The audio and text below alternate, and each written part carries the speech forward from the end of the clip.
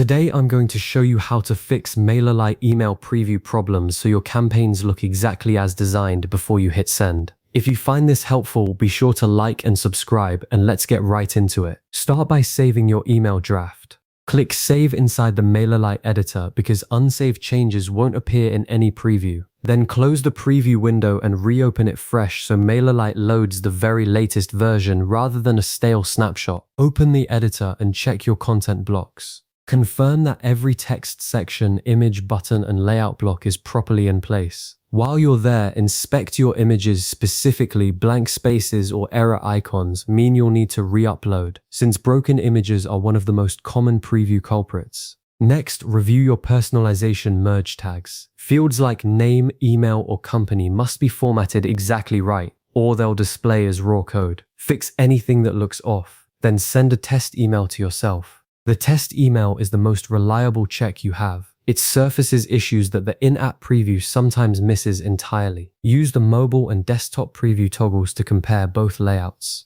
Confirm the email looks right on small screens as well as wide ones, and click through every link and button to verify they point to the correct destinations. If you've used custom HTML blocks, read through the code carefully. A single missing tag can break the whole render. Review your text formatting too, fonts, spacing, and alignment. Clean up any redundant styles if the layout looks off, and verify that no template sections were accidentally deleted. Now do a browser refresh and reopen the preview.